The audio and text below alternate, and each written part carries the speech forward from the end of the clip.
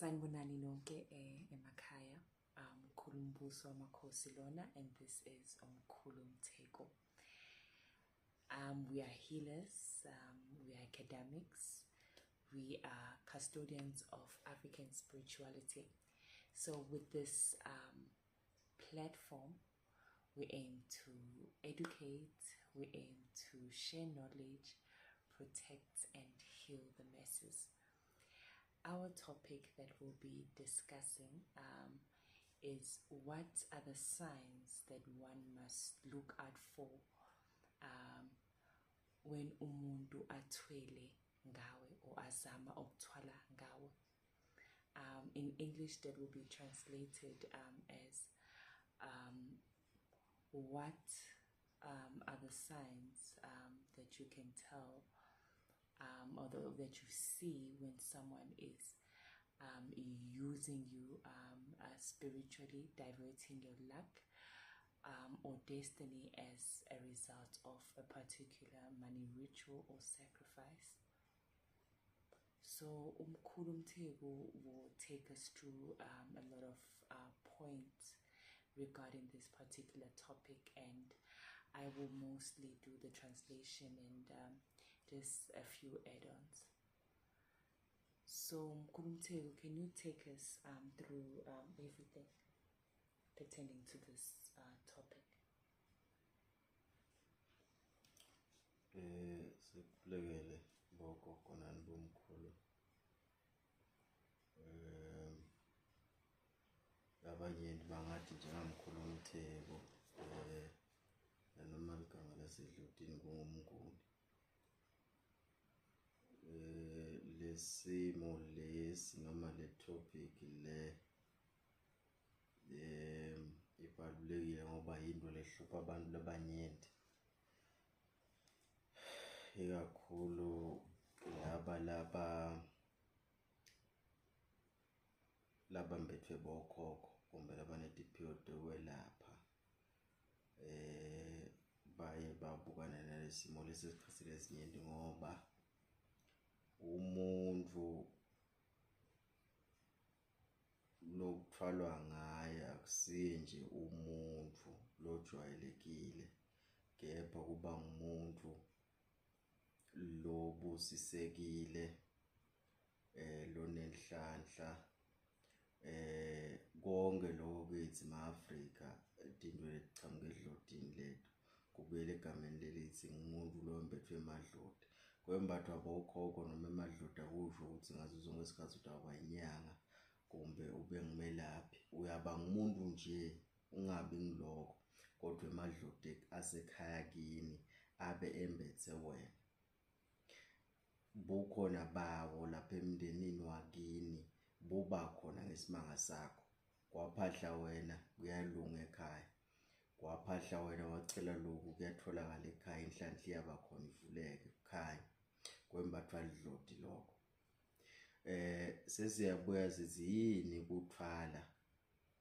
Kuthwala njoba nje nibona simo sanamhla semnotho sinjani, athwala ke madoda sekuze kuthwala nebafati namhla ngendlela kushube ngayo, bafuna imali. Kuthwala yini? Kuthwala kuhamba wemntwini lo inyanga kumbe ligehle. Ngale tatikhathi besathi ukuthi ngibo kuphela abantu labathwalisana nabo, kepha namhla abafundisi bayathwalisana. Abantu labanyenti nje sebathwala emasontweni. Singoti ke lezo zithwalo zasesontweni ngoba esikhathini esinyenti siye sifake emadimoni ekhathi asifani ncamashina lesi sedinyanga kumbe emagehle, ngoba leso nje silwane lesakhiwe. Kepha totimbili tibuye tifane ngesimanga sani, tiyabulala, tiyahlaba, tidla ingadi. Kuthwala ke kuhamba uye kulowo muntu lowo uyofuna leso silwane leso. Kuthiwa silwane ngoba kutiphathisa kwesilwane. Into lekuyifuna kuyayithatha nje, makufuna umphefumulo kuyambulala umuntu, kuthole lokhu kufunako. Ngiko nje kuthiwa silwane. uma uthatha lento leyo injongo yakho yini ukuthi lento ikwendele imali noma ingenisele imali. Akukhathalekile ke ukuthi ibhizinisi lakho ngaleso sikhathi linganani, kwaze kwaba nalento nayi litawukhula le business.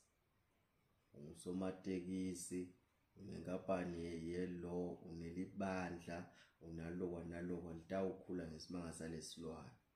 Mandla lahambisana nesilwane. Inkinga lekhona ngekuthwala ukuthi awunothwala wena bese awuthengisi ngemadloda asekhaya kini, akwendeki lokho. Kuthwala uyobe uthengisa ngemsamo wakini uma uthwala. Sewuthengisile ke ngemsamo wakini, wavuma lesilwane lesi. Uma unikwa lesilwane kwende kanjani ukuthi lento igijima emsamo? Uma unikwa lesilwane, ingadi yakho ihlanganiswa nalesilwane. Lokusho ukuthi wena nalesilwane nibamunye. Ingakho nje sikutshela konke lesilwane ngoba sibona yonke indzawo. Bese sibuya sireporta la kuwe. Ngisho noma sebethe abatokuhlasela abafuna ukucetha ngawe, ngeke uzuvike njengemuntu lothwele ngoba kuvika lesilwane. Mithi kuhlaselwa enyameni naloko siyamvikela lesilwane, kodwa langa sekusikhathi sekuthi sikuthathe awunovikelwa ngulutho ke wena. Ngisho nawe awunokhona ukuzivikela ngoba nimunye nalesilwane, sikuthola noma ngabe kunini. Uthengisile ke ngemadloda kini, sekufuneka umuntu lophilako manje.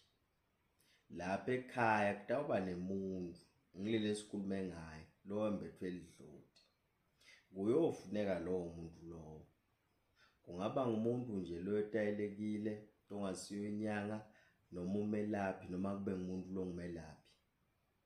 Iyofuna lowo muntu loyo lento ngoba wembethwe lidlodi, lokusho ukuthi engadini yakhe kunemandla nalenhlanhla lena lefunekako kuze ukuthi umafa lo muntu leyo nhlanhla leyo itransfereka ita kuwe. Kwendiwa yini lo? Kwendiwa ngilesilwane losilanzile. Phecelezi ukuthwala ngiko lokho. Ngiyachubeka khona. So as Mkhulu was saying, uthwala involves a spiritual entity, a spiritual source. A person who goes ayotwala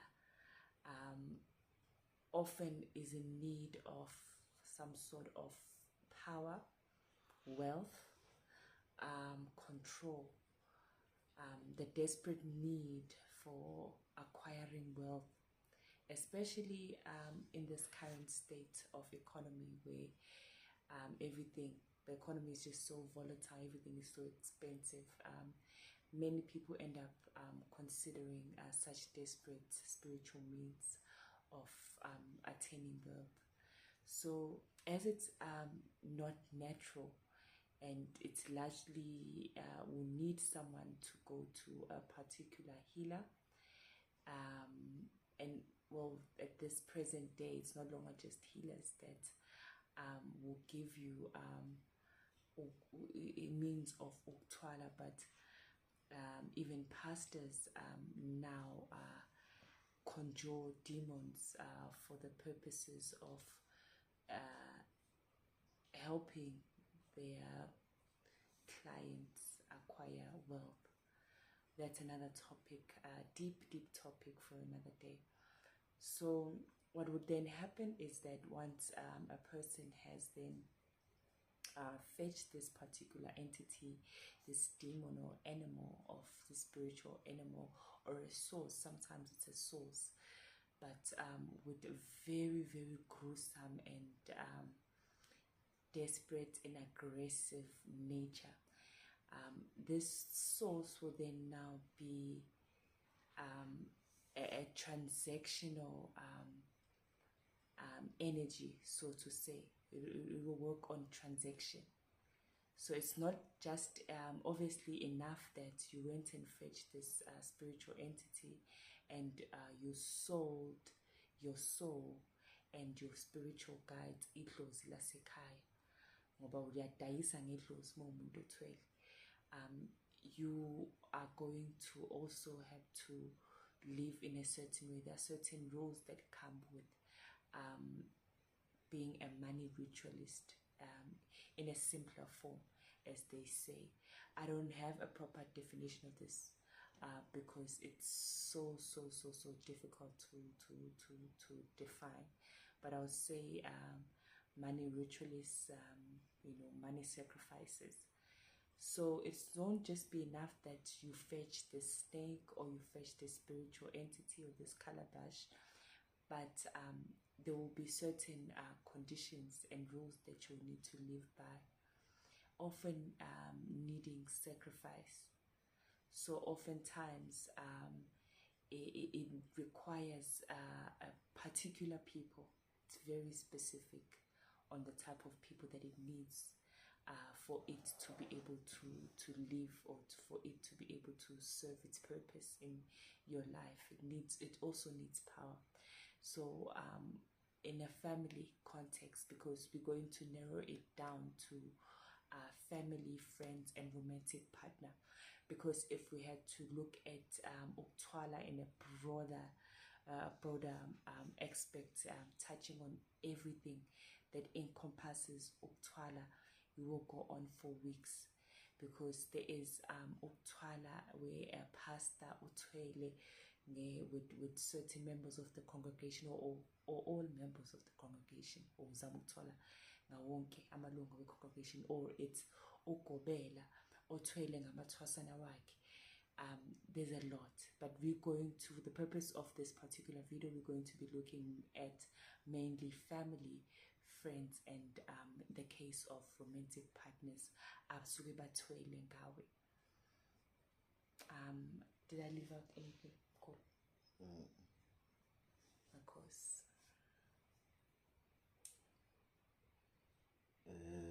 Kusho ukuthi ke emva kwaloko lokushilo sesimuvela kusiphi isigaba, siya esigabeni sokuthi uma kungukuthi usesimeni lesinjalo tinkomba tiye tibe njani, ubonani lena lekumele ukuthi ibese ikuvula emehlo, usheshe usukume utholela usitho njengemuntu. Kwekuqala nje uyaye ubuke lowo muntu lowo, bantu labathwalako, ikakhulu lo muntu uma athwala ngawe noma afuna kusebenzisa emadloti la kuwe la kwembethe, baye babe nemusa kakhulu kuwe, abe nemusa nje lo muntu kudlula umndeni wonke, kungabi nelunga lemndeni lelisonzelako kuye ngesimanga sekukuthanza, ngesimanga sekukunakekela, ufuna nje cishe shangathi ungaba nako konke lokuthingako. Imali iyaphuma nje lula, lesi sikhathi awuceli nokuyicela, ushodelwa yini, ushodelwa ngilokwa nge-birthday yakho khona, hawu uyokuthengela lokwa nalokwa, tipho letingapheli.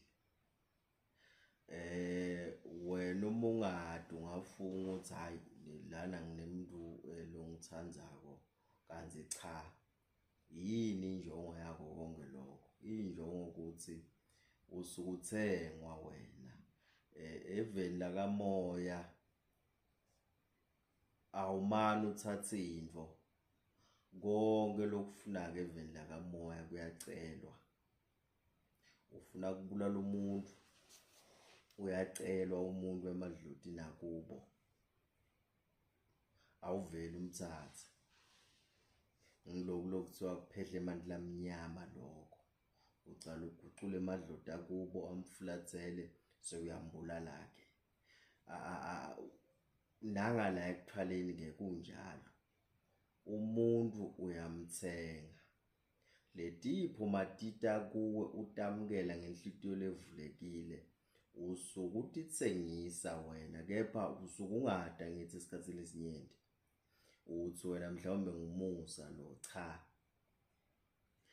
Kuhamba kugijime kuyephi kuye kulabantu laba nje nanga umuntu usixhumama kodwa njalo ngeliviki ke senguye lona wehla wenyuka uphisana ngemali. Uhlangana nemvu emgwaqweni umphi imali, uhlangana nemvu kuphi umphi imali. Lento leyo esikhathini esinyenti iye ihambisane nesithwalo. Dibude wena uthi lo muntu ungipha letipho letingaka, ungipha le mali lengaka ngingayiceli, uthengani kimi? Yini lena mina kumele ukuthi ngibe sengiyibuyisela emva kuye? Ngoba la emhlabeni bathini ngale lesitsotsi idali sabo bathi nika emhlabeni kusetshenzwa njalo. Ngunika lokuthide unginika lokuthide. Akusiyo indlela leyodwa.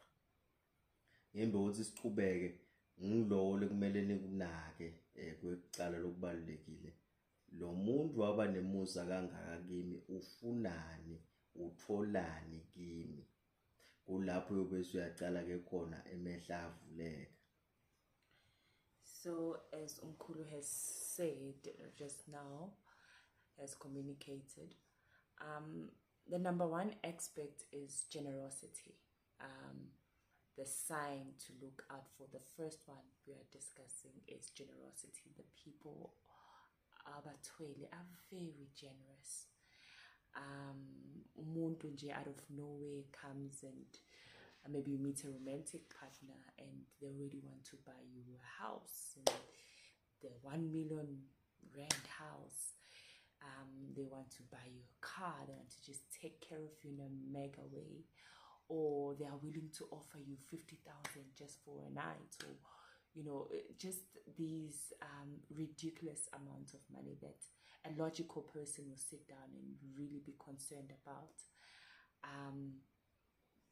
We must understand that money serves a lot of, it has a lot of value when coming to spiritual matters. That is why even when kuphahlwa esikhathini esiningi, or when you are doing traditional, cultural traditional stuff, there's often money that is put in some, or when you are going to rivers for cleansing, there's also often coins that you have to have when you're entering sacred places of connection with nature or idlozi lakho. So as this person is giving you these gifts, they are buying you in the spiritual realm, so as to get access to what they really need from you, which is your energy, your destiny, and your luck. Did I leave out anything? That's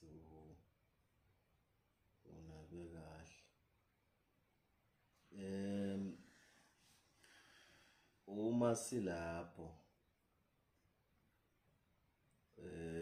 sewuyaqala ke manje makungukuthi umuntu lophilako emoyeni, liso lakho lakamoya livulekile, liyasebenza sithunya sakho noma sithunya sakini nemadloda kini akuhambele phambili, abese akukhanyisela ngalesimo leso. Sewuyaqala mani uyabona ukusichama, uyathi lo muntu lona ngembe ukuthi ngichubeka sengicacize ukuthi seyisayini yesibili le, angithi isayini yokuqala ngilele sikhulumile lokuba nemumsa kwalomuntu kakhulu kuwe, sesiya kwesibili manje ingomba desigaba sesibili. Njalo nje mangiphiwa imali ngilo muntu, njalo mangifonelwa ngilo muntu ngishayela ucingo, njalo mangithatha lo muntu siphuma kuyoba mnanzi kuyoba nje ya ebusuku tintfo lengitibonako atisito letihle, angibi nemaphupho lamahle noma imibono lemihle. Naku ngiphupha lana umuntu uzama ukungibamba inkunzi, uthatha lucingo, umuntu uzama ukungibamba inkunzi, uthatha sikhwama lengisiphethe lesinetinto tami obviously ngekhathi ngoba ngithi into tethu sifake esikhwameni. Naku ngibona shangathi bayangihijacka bathatha imoto, naku lana ngigijinzwa ngemaphoyisa kungicetha yangidubula phela emaphoyisa ngithi ephusheni bokhokho umbutho lokufanele ukuthi bude wona sebalwa nawe nibangani. Kusho ukuthi ngale ngemuva kunemuntu lokuguqula lidlodi lakho ukuthi likufulathele. Naku bona tilwane lo ngakase watibona ngisho nasenyameni, uhlangana nato ke bona ucishe ubanjwa ingwenya, iyakuthatha ubona ungena esitibeni lesimnyama, awukhoni ngisho nekwentani, kunesilwane longazivisisi langekhathi kodwa lesilwane asihambisani nje nento laphathelene nabokhokho. Yinkinga leyo. Naku ke manje udliswa inyama lebovu noma lokuyinyama ephusheni kuyinkinga ngoba esikhatsini lesinyenti labantu labathwalako baye basidlise tidliso tsite. Kwekucala tendani divala liso lakho lakamoya kuze ukuthi ungababoni ukuthi bendani. Kwesibili, ingulube bayayitsandza. Ingulube uma ungumuntu lohamba nabogogo, abantu labanyenti baye bacabanga ukuthi mhlawumbe itsinza abantu labasebenza ngesithunywa noma labaxhumene nebuKristu. Cha, ngisho nangebunyanga nje kuphela ingulube iyinkinga. Ingulube bayitsanzelani? Ingulube ithi mayingena ngekhathi kuwe bese iyakungcolisa. Uma sewungcolile sithunywa sakho siyahlehla kuwe, lidlodi lakho liyahlehla kuwe, kwangilosi yakho lohamba nayo iye ihlehle mbijana. Kusho ukuthi sewuselungqunu wena. Kulaba afike bebesebenda lento lebadenda khona. Kuyivala leliphuzu lesibili emaphupho lo wabonako. Naku lele la kodwa nawuthi phapha lapha ephusheni sowubonala shangathi ugcibethe lo ngaphansi kwemhlabathi ufakwe eboxini, shangathi ungcwatshwa uphila awukhoni ukuphuma. Kuthetshulwa lokho. Angathi gogo ukuthi kukhona amaphuzu lofisa kuwangeta kulokhu yini embothi siye kuphuzu lelandzelako. Alright, so just emphasize on what you've really spoken about. So as Mnguni has said, every time you interact with this particular individuals, you start having nightmares. As he mentioned, you start eating, start having sexual dreams. Their sexual dreams are favorites because things concerning uthwele usually involve a lot of, transactional sexual intercourse, and as you know, generosity in terms of literal money and gifts that are given to you. So sexual dreams is how they usually get access to you, especially pertaining your energy and your destiny. That's where they get clear direct access. So that one particularly is very dangerous, and if you are pregnant, it fosters miscarriages. So you start dreaming of a miscarriage, you have a baby dies, you're being beaten by dogs, the dog comes, bites one arm off, things like that. As Mnguni said, you are being, police start shooting at you, and now you should know that police and soldiers usually represent the spiritual guides or ancestors that a person goes with that guide you and protect you from evil. So when such things start happening and your own ancestors start showing sort of anger towards you, and they fighting you, it's a cause for concern. That means something is brewing that is not good, and usually someone is trying to sacrifice you and divert your luck. And another thing that I should mention is another common one that you'll find is suddenly you're being buried, you're dreaming of strange rituals happening where you find yourself surrounded by people with red robes, sometimes black, sometimes brown, and they're surrounding you and they're trying to dig you or lock you up in a coffin or in a hole, which is very common for money rituals to actually do in their initiation stages. And then let me see if I've missed anything. You are dying. You're also in an accident in your dream. I think I've touched on about everything.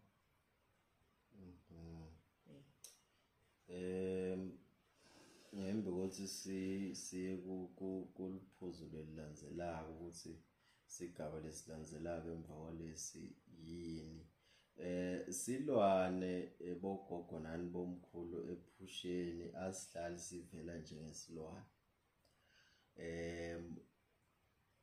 Uma bantu bakho bavuke ngendlela lefanele se umunye nemadloti akho, makungukuthi mhlawumbe uke wagezwa ngendlela lefanele nabese niyabambana nibamunye netitfunywa kanye nemadloti akini, iyothi lento mayifika uyibone bungiyobayo ngqo.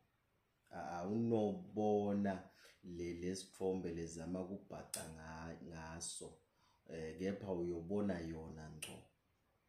Uma ungumuntu mhlawumbe lo sengakahlangani nabokhokho bakho, ngesingisi bathi spiritual alignment, uvamile ukuthi lento uyibone shangathi ngumuntu wesimame kumbe ngumuntu wesilisa.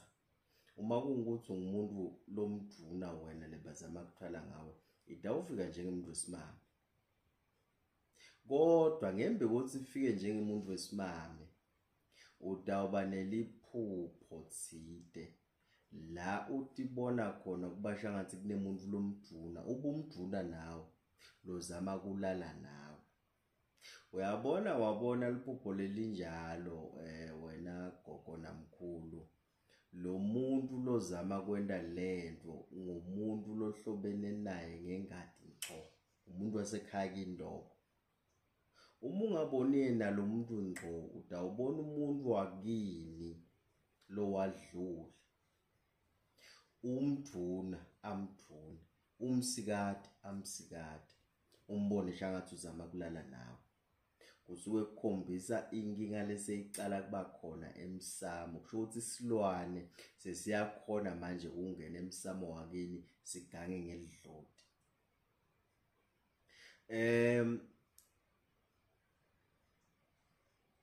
Iyafika lento, ifika njengomuntu wesimame ilala nawe ephusheni. Kulalwa silwane yinto lezakhula sitshelwa ngayo, kodwa besiyithatha kancane ngoba besingaboni inkinga kangako lethambisana nako lokho. Kepha nasesifika kulesigaba lesisikuso manje, uyabona ukuthi inkinga le.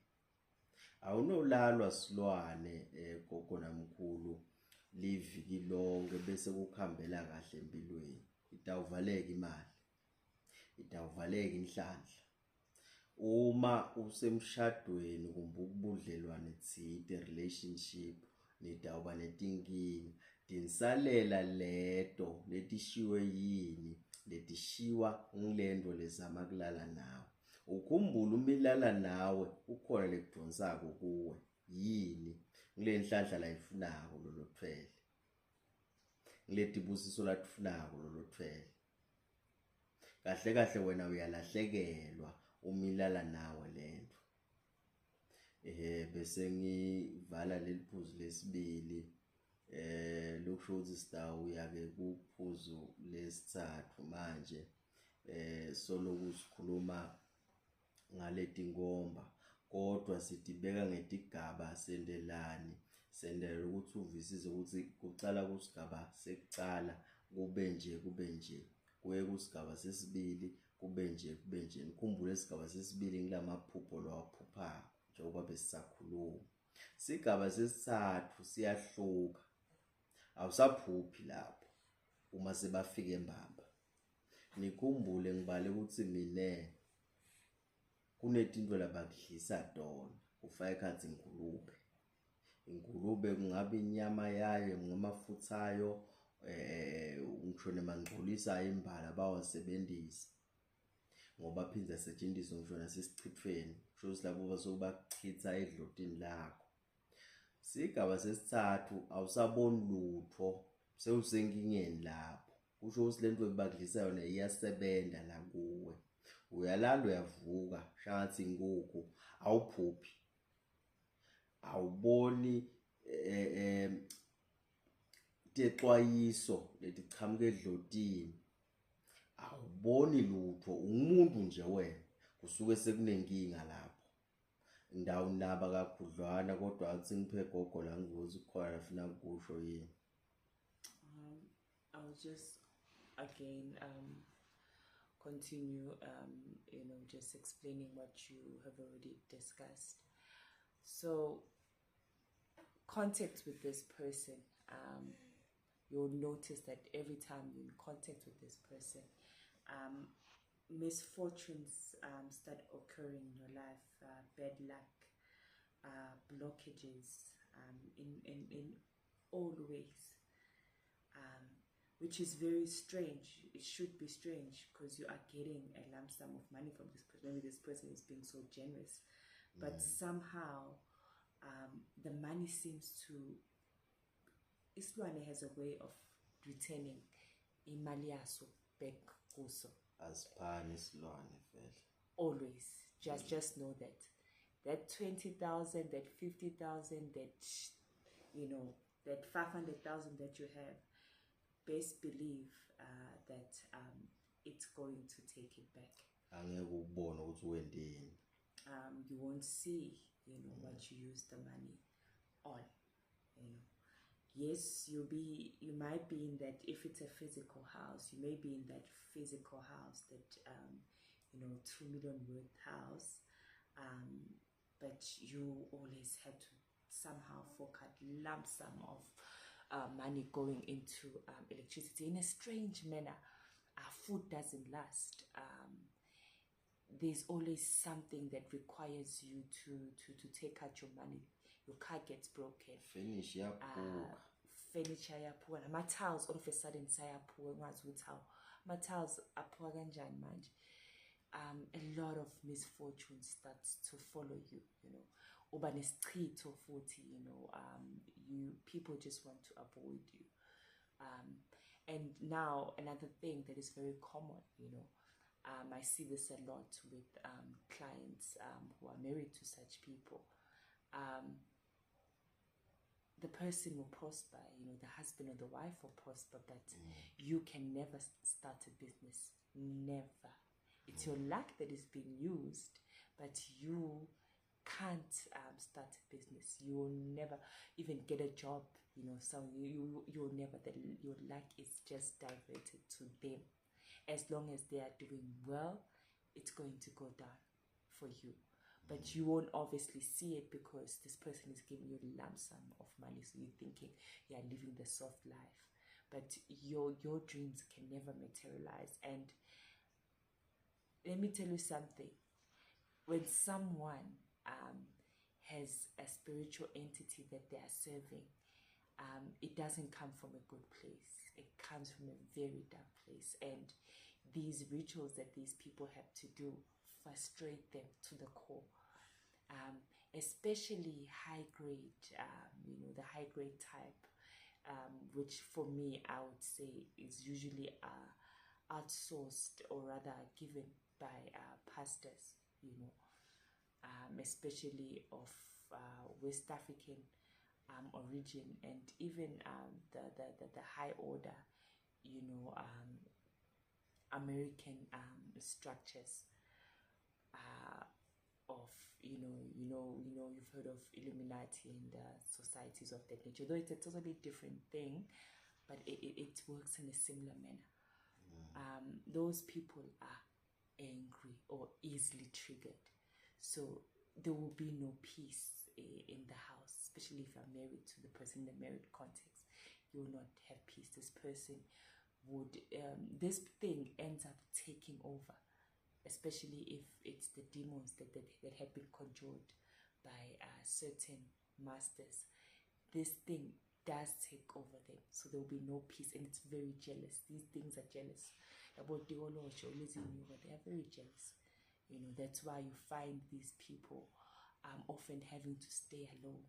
These things chase away people, and you end up being a slave to different sexual needs and different women that you have to find energies from. So there's never peace when it's trito. And abanye, isbeletho sabo is disturbed. So your womb, the biggest target in women is their wombs. So because it's the heart of a woman's spiritual strength and power. So you find yourself having multiple miscarriages, and also you find yourself depressed. You want to kill yourself, you are suicidal. Little things trigger you, but you're driving a G-Wagon, you're driving a Porsche Cayenne, the latest version. Why are you triggered so much? What is it? What is happening in the spirit that is causing you to be so upset? So those people tend to have also, I'm not saying that people who are depressed are somehow linked to that. It's not always, but it happens a lot if you are being used by someone. Because now your energy is at its lowest. You're also your vibrational level is very low. Why did I miss? Angiboni ukuthi khona lokushiyile.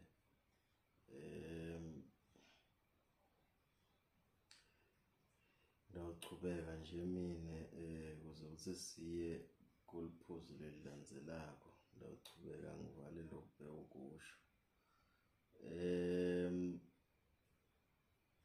Kungaphuphi akusho ukuthi manje nje awusaboni lokukhonjiswa kona. Esikhathini esiningi kuphize kusho ukuthi emadloti akho noma emadloti akini ethunywa takini adisakhoni kahle hle ukuxhumana nawe noma kufika kuwe. Sho ukuthi abasekho la dude nawe kahle kahle. Ngicabanga ke ukuthi ungavisisa ukuthi lokho kushoni kulesilwane sanangu lozama ukuthala ngawo. Lenye indlela ukuthi sebakhashane nawe bantu bakini lo tawubona ngayo yini. La kuyabona ukuthi akusahambi kahle la. Uyagijima uyophahla. Phambilini bebakuphendula ngekusheshsha. Uphahle uthandaze. Abaphenduli. Naye inkinga lenje, naye inkinga lenje bogogo, naye inkinga lenje. Impendula ibe khona. Lesi isikhathi impendula ibe khona sithi ukhala ngemali. Ibe khona nje kukhanya iliviki lelodwa. Emva kwaloko valekiyani imali ayisangeni futhi. Kufuna ubuyele futhi uyophahla. Uthandazele isimo semali.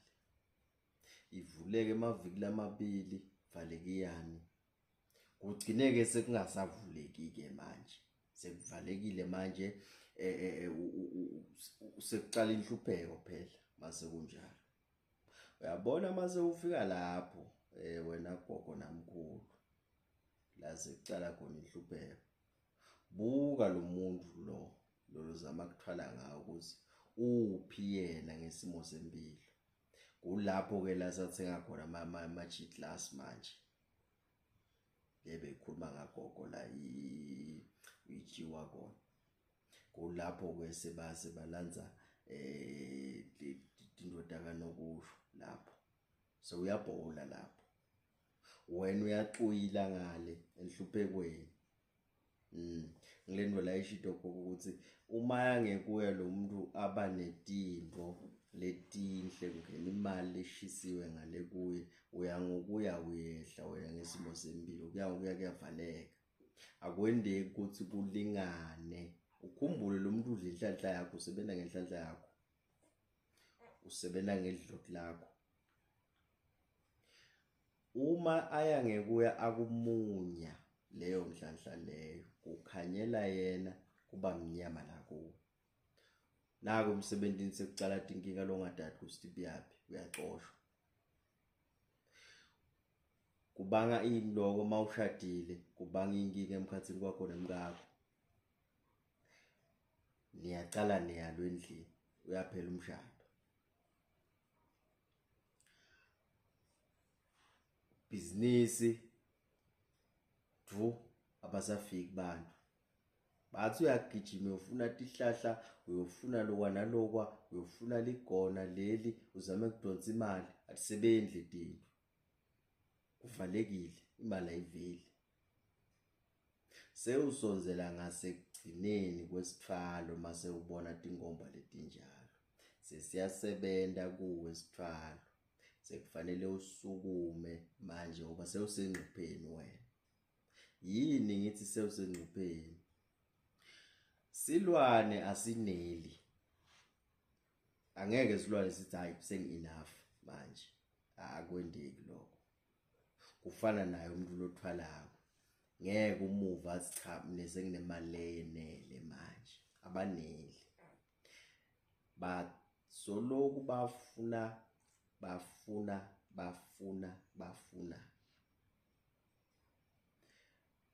sesikudlile inhlanhla silwane walahlekelwa ngokonke lebe unakho lahlekile umuntu ngesimanje ukuthi kulahleka umsebenzi kulahlekile umshado imoto irepossessiwe uthola ukuthi mhlawumbe abantu abakho sewuyagula akwadiyo ukuthi ugulwa yini kunetinkomba ukuthi vela ngahla adlule emhlabeni ngale lo akuyamkhanyela ngale uma sewusesigabeni lesinjalo kuyomela ukuthi usukume uyofuna lusido ngoba saze lesilwane senela ngenhlanhla yakho saze lesilwane sayetayela inhlanhla yakho ucabanga ukuthi siyofunani manje usaphila wena sesenguwe kodwa manje sewudepressed ngeke phela uphahla onke malanga udepressed ngeke uthandaze onke malanga udepressed uyahlala uthini wena emadloda wanginaki lento emadloda ayikho uyayibona uhlehlisa emadloda akho kuwe seyahlehliswa nguwe manje mathupha ukhumbule lento idlani idle emandla idle inhlanhla idla tibusiso letibuye edlotini uma uhlehlisa amadlodi akho iyo wathatha lawo mandla lento ngoba sewusele wedwa phela isakhoni kudonsa kushoni lokho sigaba lesilandzelako ukuthi lento ibulale wena manje ithatha ingadi yakho ndawunaba lapho emva kokuthi gogo athi lethe amaphuzu lamanye mhlawumbe lengiwashiyile mina Yo, he said a mouthful there a lot. I don't even know what else to highlight, because I feel like you touched on so many things. So it's so vicious indaba yomuntu othwele. It's very, very vicious, and it requires you to be very, very alert, and be a person that is realistic, and and very spiritually discerning. I believe that no one can survive this life without being in tune with their spiritual side. Your God, your angels, samadlozi wakho, izitalo zakini. You need to be someone that's very strong, because the more this person gets access to you, the more you become vulnerable. A lot of things now starts happening. You start sinking into depression easily, because maybe this thing has now taken over you, and this thing sleeps with you as well at night. So this thing has now has control over you. So what happens is this thing. So it's dirtying you spiritually, and when you are dirty spiritually, that means even your spiritual guides are far from you, at distance from you, and now the protection is no longer there for you. There's certain things you mentioned, Kulu, just remind me. Regarding lo lesikhuluma ngakho. Yes. Yeah, ngicabanga ukuthi ubale cishe konke, angithi ngiloku lese ulahlekelwa ngiko manje. Lokuyobanga le depression leyo nale anger lekumele ukuthi ibe kuwe ukuze ukuthi ubese uba vulnerable. Uhambile umsebenzi, uhambile umshado, ekhaya sekuyabhezifrost nempela sekuyagula, bese ke sekulandzela lesigaba I just remembered. So you're now at a state of loss. You start losing things in your space. Yet you're driving a beautiful house, you're in a beautiful car, house, everything, but you're just losing money, and it's just, this thing is just a ripple effect. And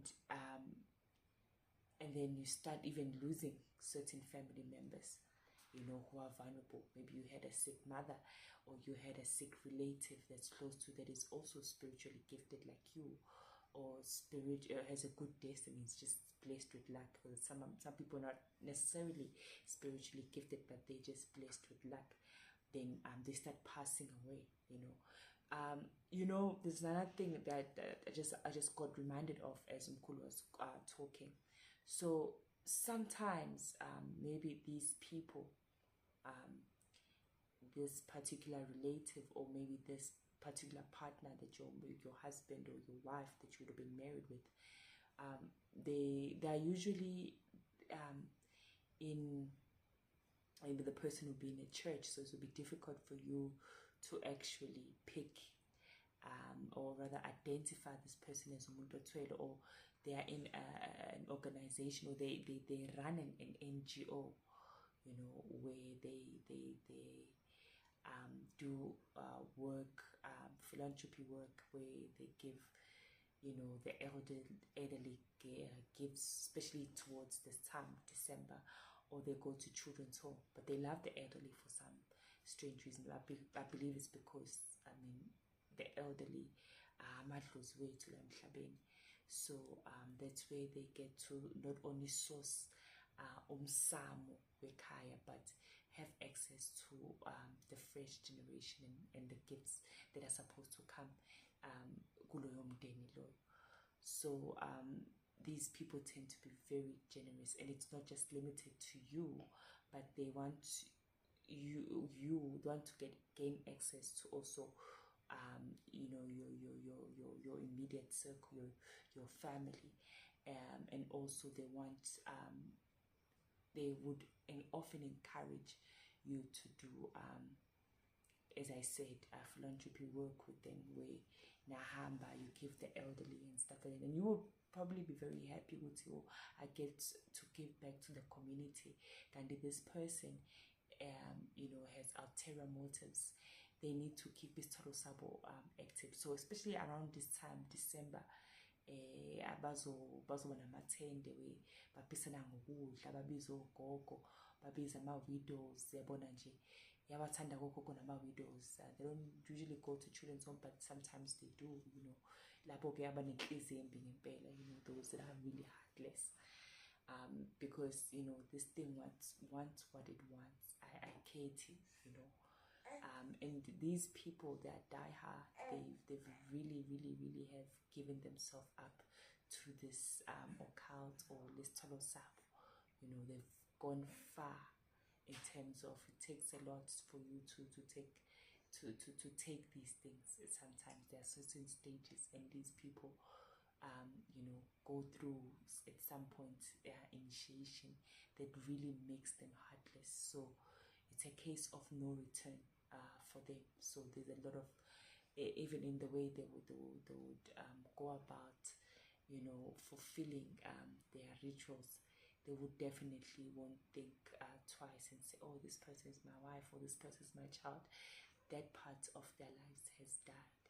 So a lot of you know, weird rituals are performed. Like these people have a lot of weird rituals, but you may not notice because some of them are concealed with the Bible. Maybe this person will conceal it with a prayer, but there's certain weird things the person would have required from you.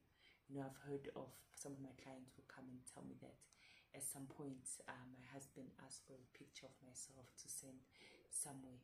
At some point my husband asked me to take sand from somewhere because we had to go and do some David fast. So it somehow will be remixed with something that seems to be a normal, usual church ritual, but it's not. So you are to be very discerning. And another thing that I've come to realize as well, because now most of them, they love the womb. After sexual intercourse with this person, you may find yourself in pain, especially when you are spiritually gifted. If you are not, you may miss it, and then only realize that there's something wrong maybe a month or two after the engagement, when you start bleeding and in an unusual manner, or you're having irregular periods, or you're having these pains but not usual cramps that women will have, and it becomes frequent, especially after having been you know, with that particular person. I think we've touched about all that we need to touch on for this particular video in terms of, you know, the effects of engaging with someone, because there's a lot, guys. There's a lot, I don't lie. We've tried to narrow it down as much as possible because we did not want the video going over an hour. Can continue. Yeah. Naku-ke manje sowubonile ukuthi kuyashuba, ingene ugijimile wayohlola, bakutshela ukuthi hayi wena uyahamba ngesimo lesikanje. Ngembe kokuthi uzuthole lo muntu lotakulapha nangalendlela ayisebenzisa makakulapha, yini into ekuqala kumele ukuthi utende? Into yokuqala, ngamula budlelwano bakho, budlelwano relationship nalo muntu lozama kuthwala ngawo. Ngisho mangisho njalo, awusakhulumi nalo muntu efonini njengoba bewukhuluma naye phambilini, kodwa uyakushayela niyacoca njalo ku WhatsApp, ku Facebook, cha. Uyamncamula, usaxhumani naye, ngoba mawukhuluma nalo muntu usuke uvulela lesilwane umnyango wekungena kuwe Kwesibili, awusamukeli lutho lokuchamuka kulo muntu. Uthumela imali, incanzekise ibuyele kuye. Uthumela sipho, uyasamukela leso sipho, uyayishisa lento, after that awuyamukeli bese uyayigcina endlini. Uma ungakhoni lokho, asibuyele emuva sipho. Sigaba zekucala lezo zokuthola lusido. Wendelani ukhipha lo muntu empilweni yakho manje. Mina ngithi shangathi ungambhlokha nokumbhlokha efonini lo muntu ngoba ifoni bayisebenzisa kakhulu ukuxhumana nawe. Abagcini ngekufona lento iyakhona kungena emphefumulweni wakho ngoba ifoni sibeke endlebeni idude nengqondo konke kucala engqondweni. Ubese uyasukuma ke emva kwalokho sewuyofuna lusido. Lusido luye luchamuke ngayiphi indlela. Belaphi banyenti banetindlela tabo labatisebenzisako. Lapha ekhaya kodwa sinendlela lesibita ukuthi kulahla noma kulahla silwane. Leyo yi-ritual leyentiwako ukuncamula konke kuxhumana nalo muntu kanye nesilwane sakhe. Ngingadi uSigogo ufuna kunaba kuleyo ritual noma njani? Not necessarily, Phungula, but what I can say is for such a situation, imithi, iziwasho, all of that is a temporary solution, you must understand, due to the nature and the severity of othwele. Uzodinga a ritual. Ngeke nje uyincobe lento ngetinsipho, ngeke uyincobe lento ngetiwasho. Uyebo uyophazamiseka for leso sikhashana, kodwa ngeke uyincobe ukuthi sowunqobile lempi ngemithi loyisebenzisako. Yeah, you need a ritual, and I think it will be irresponsible for us to go deeper on the steps that you can take, but for the most part you need to see someone, and the person who is going to perform certain rituals after certain rituals, because it really is something that is intricate and very dangerous, so, and very sensitive and urgent in most cases. Kunjalo. Uma ke la ekhaya sesibusile lobo bumnyama noma lobo buthakathi lobo sesiblahlile njengoba sikhuluma ukuthi siyalahla, ubese uyagezwa uhlanjululwa. Mawugezwa uhlanjululwa ubese kubuya onke emadloti akho nato tonke tibusiso betinjonjwa nginami Sathane. Ekugcineni uyagciniswa kuze kuthini, kuze usimaka buya zama lento kungasendeki lo beyakuzama.